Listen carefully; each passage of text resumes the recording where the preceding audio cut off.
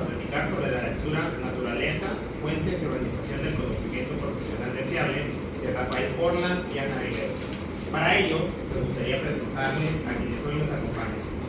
Tenemos a la maestra Anicela Suárez y Tenorio, la maestra Grecia Olinda Núñez, la maestra Karina Casiano Cleofas y su servidor, el maestro Luis Enrique Moctezuma Benítez. La verdad, a mí me hizo pensar mucho esta lectura sobre cómo se enseña o qué es lo que hace realmente un maestro. Sí, porque muchas veces tenemos como esta idea errónea de que ser maestro tal vez nada más implique saberse ciertos contenidos, y siento que esta lectura nos abre este panorama más amplio de saber que enseñar es un trabajo muchísimo más amplio de lo que se cree. Sí, claro, en la lectura también nos hablaba sobre cómo ya la idea ha sido, pues, se ha ido levantando durante el proceso, porque bien dice que no solamente enseña el maestro, sino también se construye el conocimiento, y también parte desde la práctica, desde la experiencia, desde la reflexión, toma otros factores que nos involucran más. Sí, y además pues también es muy cierto mencionar que los conocimientos no solamente se pueden aprender en la escuela o en este caso en la universidad, porque estamos, un docente pues se forma de acuerdo a los grados o a la línea que va a seguir, ¿no? Y como dices tú, Cari, también se aprende desde los errores, de las experiencias compartidas con otras personas. Sí, coincido con ustedes. Saben que también me llamó mucho la atención cuando hablan sobre la naturaleza del conocimiento profesional. Porque antes yo pensaba que enseñar era algo como que más técnico, como seguir pasos o usar estrategias ya previamente establecidas. Sí, pero aquí es donde entra la lectura y lo que comentaba desde un principio, que la lectura nos dice cómo el conocimiento docente es algo muy complejo y sobre todo dinámico también. Y al decir dinámico se refiere a que cambia todo el tiempo. Tal vez cosas que ya se aprendieron tiempo atrás, ya ahorita ya los tiempos ya cambiaron, uno tiene que de alguna u otra manera siempre estar actualizándose. Claro, porque pues si vamos retrocediendo y hasta la cuenta, los estudiantes han sido cambiantes, todo, incluso estando en la misma aula, sabemos que tenemos una diversidad en el grupo, ¿no? Entonces, pues la enseñanza debe de ser dinámica, como lo vienen sabiendo, y diversa, ¿no? Contextualizada. Sí, porque, también depende mucho del contexto. No es lo mismo, por ejemplo, estar laborando en una escuela rural donde a veces sí hay como que ciertas diferencias, hablando de carencias de, no sé, materiales, hablando de incluso infraestructura y todo eso. Ya es muy diferente a cuando estamos, pues sí, dando clases en un aula urbana, en una escuela urbana.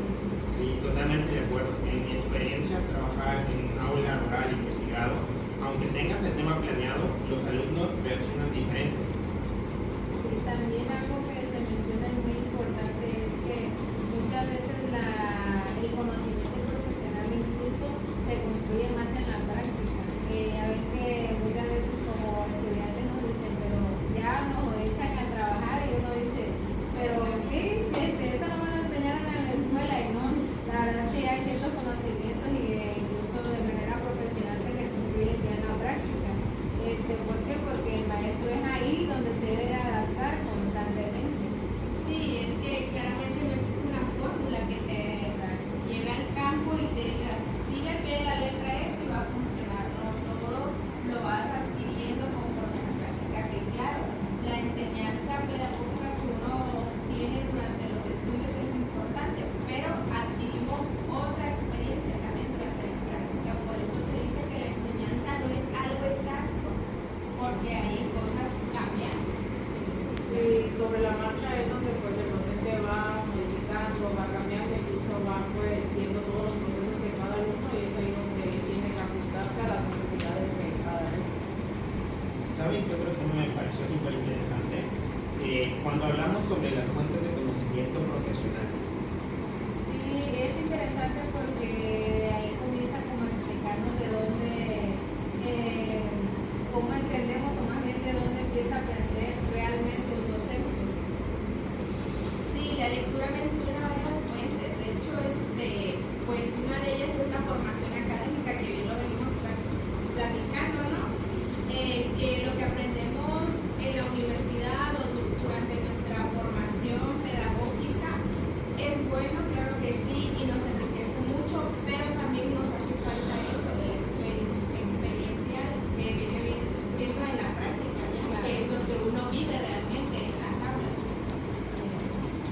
también, pues, vuelvo a repetir, tiene que ver mucho la experiencia del docente y conforme va pasando el tiempo, esto que se va mejorando. Sí, siento que es muy cierto lo que ustedes comentan, ya que muchas veces lo que aprendemos, lo aprendemos tal cual ya que estamos frente al grupo, porque quizás en nuestra formación todo ese tiempo ni nos enseñaron a cómo dar clases o a cómo resolver determinado problema que se te presenta en ello. Y ya estando ahí es cuando realmente tenemos que actuar y toda esa experiencia nos genera tal cual la práctica. Porque al final del día es ahí donde aparecen los problemas reales. Cuando uno está estudiando tal vez pues aprende de metodologías, contenidos, te enseñan a planear, pero tal vez como enfrentar llegar a un salón y ver la problemática real, es ahí donde uno como docente que aprende realmente lo que es ser. Sí, claro, lo interesante de esta bonita profesión, ¿no? Es de que la universidad sí te enseña todas las teorías, de una manera que se pueden resolver todos los problemas, porque para eso están, ¿no? Pero ya el verdadero reto es cuando llegas al aula, ¿no? Y descubres que cada alumno aprende diferente, que tiene necesidades especiales, que el contexto no te ayuda mucho en algunas veces, más en comunidades rurales o indígenas. Entonces, la falta de recursos y te enfrentas a algo que en tu universidad, como te lo planteaban, no venía, no te lo enseñaron, y es ahí donde uno saca su verdadero pues profesionalismo, ¿no? Porque sí o sí se tiene que atender al grupo. Sí, es ahí donde pues muchas veces se tiene que improvisar o se tiene que resolver para poder continuar tal cual a la marcha. Algo que también me hizo mucho ruido es el cómo las creencias personales también influyen mucho en lo que es la práctica docente.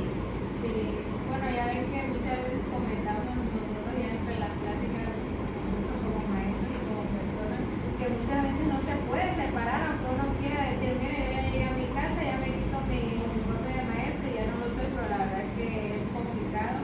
A veces como maestros tenemos ideas muy distintas también de lo que significa enseñar.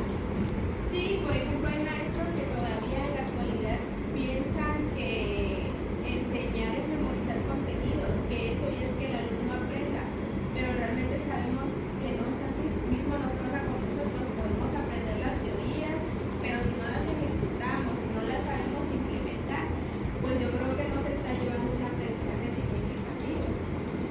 Pero por otro lado también hay maestros que piensan que no solamente el alumno debe de hacer esto, ¿no? De memorizar, sino también tiene que poder reflexionar, poder aprender a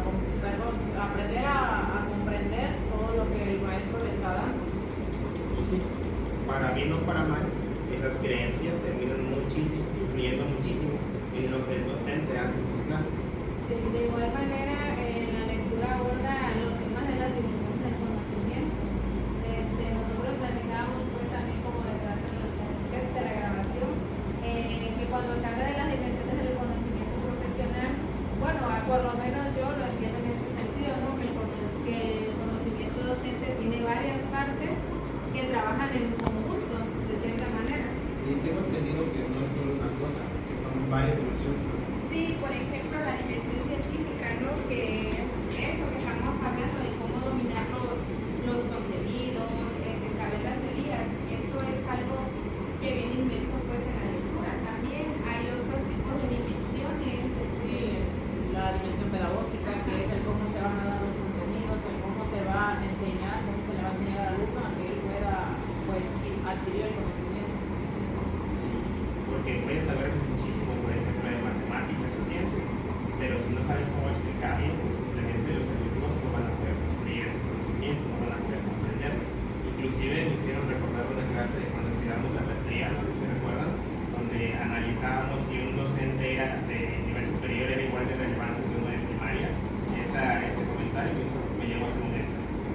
Sí, exactamente, es ahí como lo comentaba en un principio, que estas dimensiones son varias partes, ¿no? Pero al final se tienen que trabajar sí o sí en conjunto para lograr también objetivos que nosotros estamos buscando. Sí, pues una de ellas también es la dimensión experiencial, ¿no? Que se construye con la práctica diaria, que es lo que uno hace, es el papel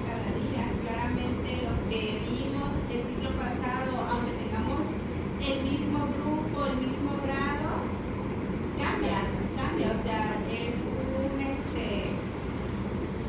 un conocimiento que se va construyendo diario a cada momento porque los alumnos son cambiantes. Sí, claro, y yo pienso que esta parte es muy importante porque no siempre todos los conocimientos van a ser, no siempre se va a empezar por uno, sino que todos con el paso del tiempo vamos a ir desarrollando pues estas habilidades.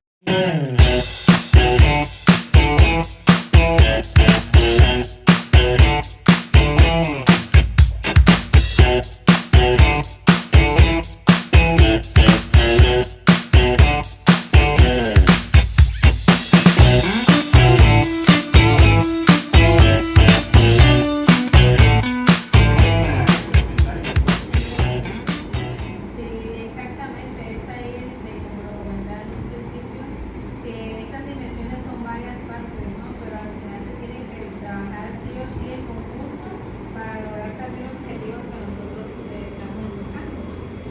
Sí, pues una de ellas también es la dimensión experiencial, ¿no? Que se construye con la práctica diaria, que es lo que uno hace, es el pan de cada día. Claramente lo que vimos el ciclo pasado, aunque tengamos el mismo grupo, el mismo grado, cambia, o sea, es un conocimiento que se va construyendo diario a cada momento porque los alumnos son cambiantes. Sí, claro, y yo pienso que esta parte es muy importante porque no siempre todos los conocimientos van a ser, no siempre se va a empezar por uno, sino que todos con el paso del tiempo vamos a ir desarrollando pues estas habilidades. Sí, de acuerdo. Son cosas que simplemente no podemos aprender directamente en libros hasta que ya nos encontramos directamente en la práctica, interactuando con los alumnos. Sí, Ahora, uno de los conceptos que también me llamó mucho la atención fue lo de la caja negra. A mí también me llamó mucho la atención, yo platicaba también con Enrique y decíamos, bueno, será como el currículum oculto, yo no entendía al principio muy bien lo que significaba. Bueno, yo lo entendí, hablando de eso, yo lo entendí más como que es un proceso de enseñanza-aprendizaje, ¿no? Y que muchas veces no lo analizamos, que siempre lo hemos tenido, pero que el proceso que ocurre dentro de la enseñanza-aprendizaje, eso viene siendo lo que es la caja negra, porque pues a veces uno evalúa y no se está dando cuenta del proceso, simplemente se enfoca en los resultados, así yo lo entiendo. ¿Qué opina, maestra? sí, claro, porque también es importante eso, ¿no? El saber el cómo se está llegando a este resultado y el por qué se está pues dando una calificación, ¿no? O cómo se está evaluando el grupo. Sí, exacto. O sea, ya no solamente enfocarse en las calificaciones o si aprobaron o no un examen. De esta forma sí ya me quedó un poco más clara lo que era la caja negra, porque en un primer momento dije, ahora somos aviones también.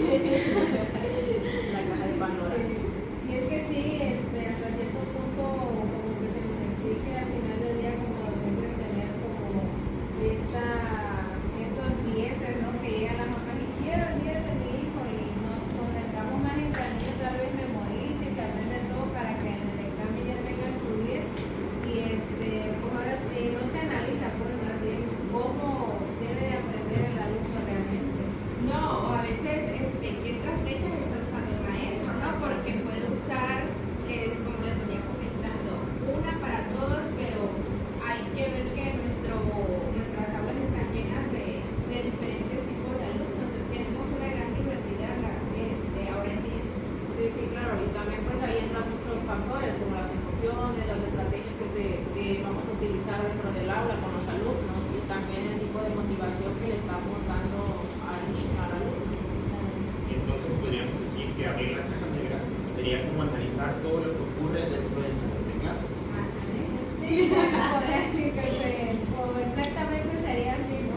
Por eso platicamos también como de currículum oculto, pero siento que es más allá también, porque cuando se abre el currículum oculto ven que son cosas que tal vez no están bien establecidas, pero de una u otra manera, una caja negra pues simplemente sería comprender, ¿no? Comprender cómo está aprendiendo el estudiante, la metodología para ver cómo está implementando y cómo está enseñando, bueno, más bien cómo estamos enseñando Como la institución de la nosotros. referencia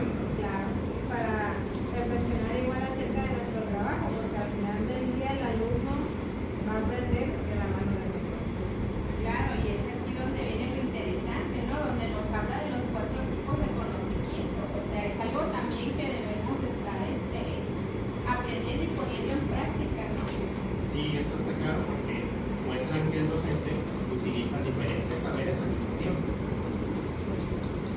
Sí, por ejemplo, uno de los conocimientos que nos planteaba la lectura era el académico, ¿no? Que en ese sentido serían como las teorías y los contenidos científicos.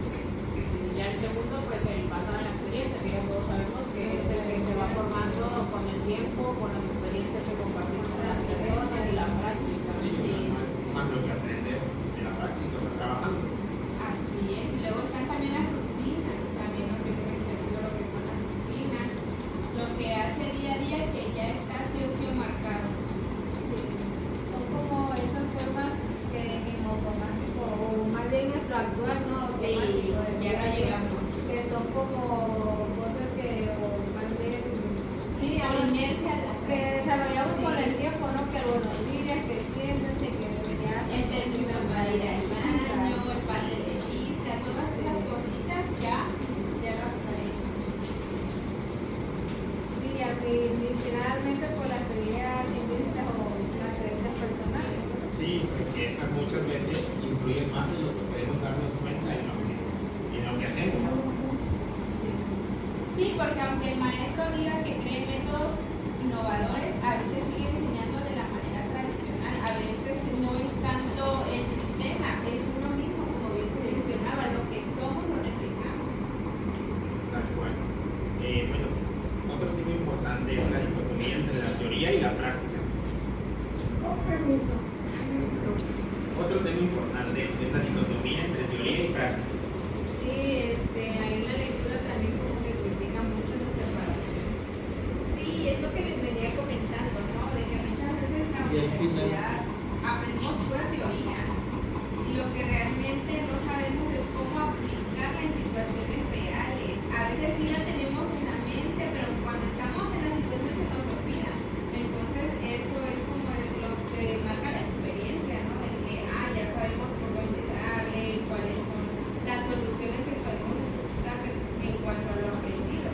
Sí, claro, y también cuando llegamos pues a un aula nos damos cuenta que vamos en el golpe de la realidad de que puede ser muy diferente, porque por ejemplo la universidad no te va a enseñar el cómo dar primeros auxilios a lo mejor, o cómo lidiar con los padres de familia, cómo lidiar incluso con tus compañeros, con directivos, o sea, todo ese tipo de relaciones interpersonales, no, la universidad no nos va a decir cómo se hacen, incluso hasta los tipos de materiales, ¿no? Esas ya son habilidades que se van adquiriendo con el tiempo. Sí, porque no todo sale como dicen los libros. Sí, eso es importante. Por eso en la lectura también nos plantea la importancia de que se debe de unir la práctica con la teoría. Sí, ambas son necesarias para funcionar bien. Sí, ya que pues la teoría sabemos que por sí solita no nos va a servir, es la que nos va a ayudar a comprender, pero la práctica ayuda a transformar esos conocimientos que ya vamos adquiriendo. Bueno, después de leer este texto, yo entendí que ser maestro es mucho más complejo de lo que parece y sobre todo de lo que la gente suele creer. Sí, porque como lo mencionaba ahorita, la importancia de trabajar con la teoría, también adaptarse al centro de trabajo, a sus condiciones, de ahí juntarlo todo siempre con la práctica. El docente siempre necesita integrar más conocimientos de lo que tal vez uno sale de la escuela y todo eso al mismo tiempo. Sí, yo creo que después de cada jornada, de cada ciclo, uno debe de reflexionarlo constantemente sobre lo que uno hace, qué hacen los demás compañeros, qué les ha funcionado, qué no, cómo se actúa dentro de la escuela. Sí, para poder comprender pues, lo que pasa dentro del aula y lo que llamamos la caja negra del aprendizaje.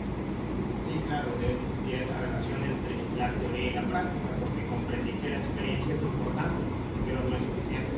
Sí, claro, como lo mencionaba uno, siempre va a ser importante la universidad, todo lo que nos enseña, que es la teoría, también nosotros se pone de nuestra parte, de ser los investigadores, de tener la reflexión acerca de lo que estamos haciendo y sobre todo la práctica, siempre todo trabajarlo en conjunto y como lo mencioné, al mismo tiempo. Claro, y sobre todo también la disposición para seguir aprendiendo, porque muchas veces hay docentes que se quedan ahí, solo terminan la carrera, siguen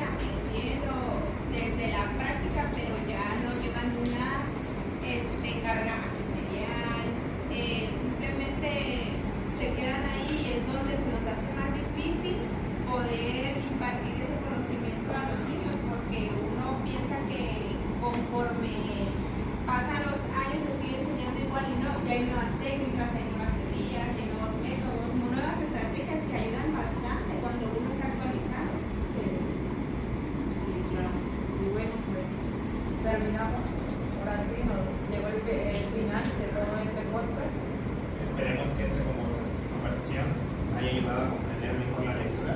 Sí, también esperamos que esto les sirva como para reflexionar acerca de la importancia del conocimiento profesional docente. Porque enseñar no solamente es transmitir información, sino construir aprendizaje